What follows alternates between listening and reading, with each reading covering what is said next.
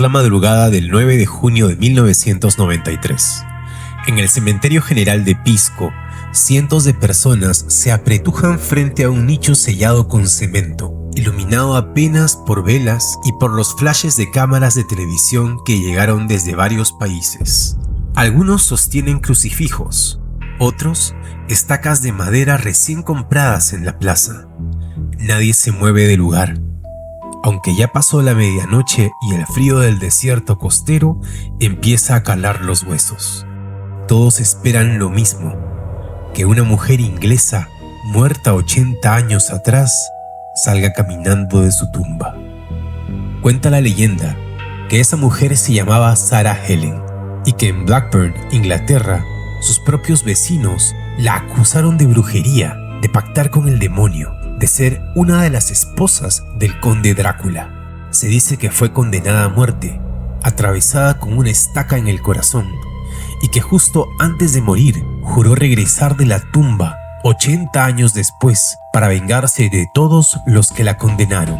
Nadie en Inglaterra quiso que su cuerpo descansara en tierra consagrada. Su esposo, John Roberts, cargó el ataúd a través del océano buscando dónde enterrarla, hasta que finalmente lo consiguió en un pequeño puerto del sur del Perú llamado Pisco.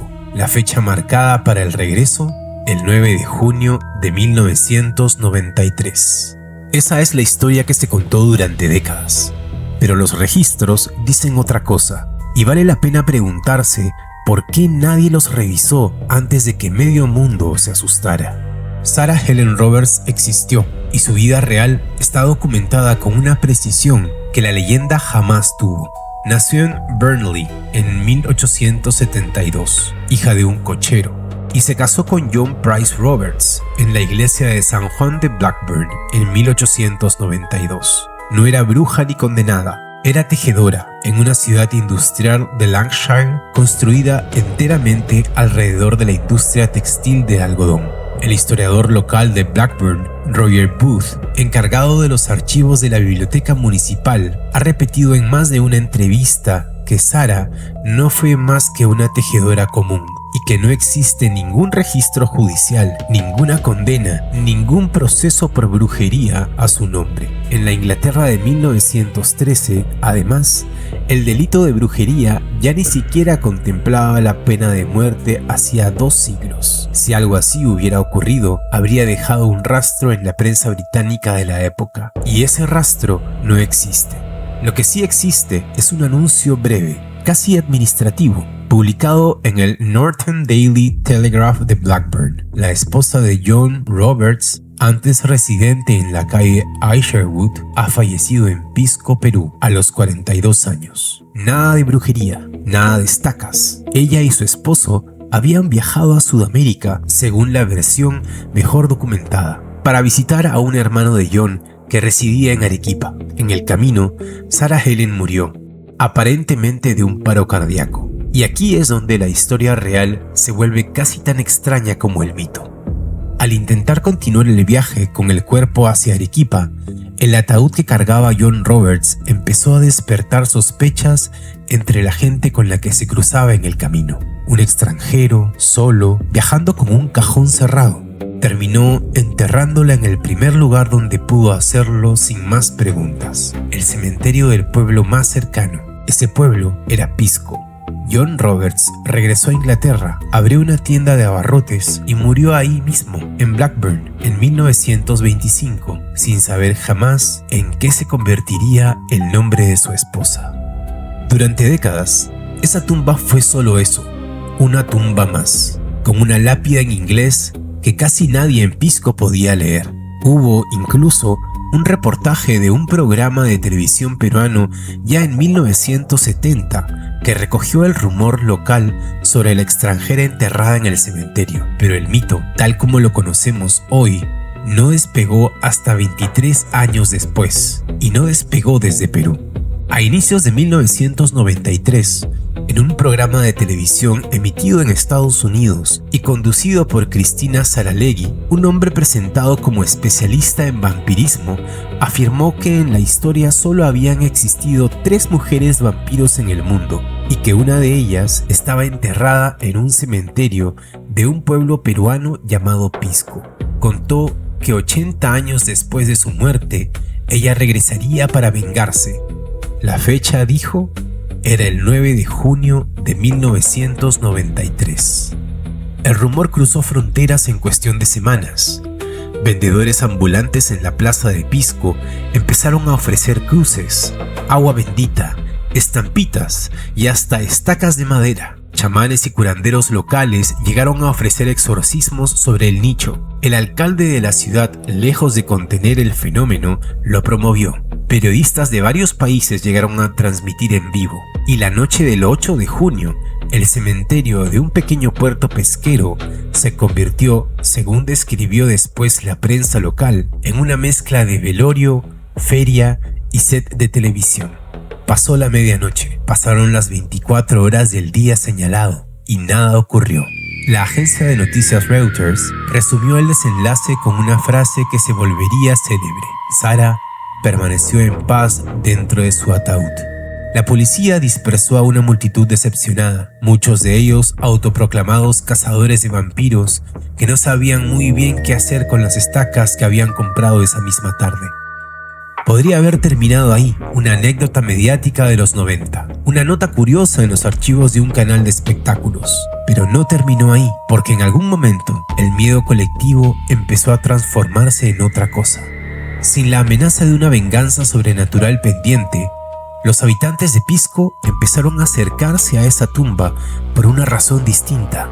Alguien pidió un favor frente al nicho y sintió que se había cumplido. Se lo contó a otro. Empezaron a aparecer flores, después placas de agradecimiento. Hoy hay más de 20 atornilladas a la pared blanca del mausoleo, cada una agradeciendo un milagro distinto, una enfermedad superada, un amor recuperado, un hijo que volvió a casa. La mujer que en 1993 medio continente temió como una amenaza sobrenatural, se convirtió, sin que nadie lo planeara del todo, en una especie de santa popular. En agosto del 2007, un terremoto devastador sacudió Pisco y derrumbó buena parte del cementerio. El mausoleo de Sarah Helen fue uno de los pocos que quedó en pie, intacto, mientras las tumbas que lo rodeaban colapsaban a su alrededor. Para muchos en la ciudad, eso no fue coincidencia, fue una confirmación. Cuando la administración del cementerio evaluó demoler ese sector para reconstruir, los propios trabajadores encargados de la demolición pidieron que se hiciera una excepción. Contaban que las pesadillas no los dejaban dormir mientras planificaban tocar ese nicho en particular. Se dejó intacto y con el tiempo se construyó ahí un mausoleo formal, financiado en parte por los propios devotos. Años más tarde, cuando la Fiscalía de Pisco recibió solicitudes insistentes de curiosos que exigían abrir la tumba para grabar lo que pudiera haber dentro, el entonces fiscal provincial, Guillermo Chang Martínez, se negó. No por creer en la maldición, explicó después, sino porque una exhumación exige un procedimiento legal formal que ninguna de esas solicitudes cumplía. La tumba nunca se abrió. El misterio, en cierto sentido, se mantiene sellado hasta hoy, no por fuerzas sobrenaturales, sino por trámite administrativo. La lápida actual de Sarah Helen tiene 3 placas superpuestas, como capas geológicas del propio mito. La primera, original y agrietada, con la inscripción en inglés que escribió su esposo en 1913. La segunda, añadida décadas después, ya recogiendo la versión de la bruja condenada. Y la tercera, más reciente, un intento de las autoridades locales por aclarar con datos verificados quién fue realmente Sarah Helen Roberts.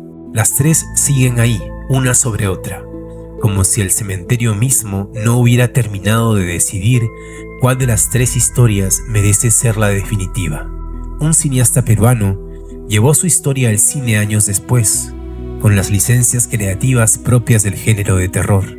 Un cantautor local le compuso una canción, con un video donde una mujer vestida de negro emerge del cementerio, mitad amenaza, mitad aparición seductora, envuelta en esa estética entre lo fúnebre y lo sensual que terminó definiendo su imagen pública mucho más que cualquier registro histórico. La mujer que la prensa británica despidió en 3 líneas de un anuncio de defunción se convirtió en la memoria popular de un país al otro lado del mundo, en una figura que no termina de ser villana, ni víctima, ni santa del todo. Es las tres cosas a la vez, dependiendo de a quién le preguntes y en qué década. Sarah Helen no fue la única.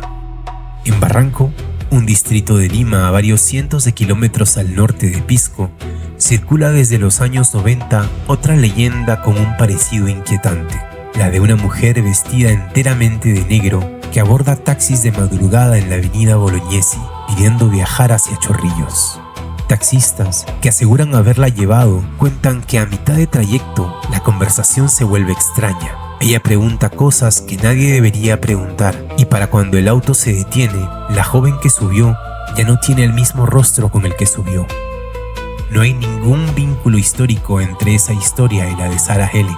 Son leyendas separadas, nacidas en décadas distintas, en ciudades distintas, pero ambas comparten algo que tal vez diga más sobre nosotros que sobre ellas. La necesidad de ponerle un rostro de mujer vestida de negro a todo lo que tememos que puede estar esperando en la oscuridad.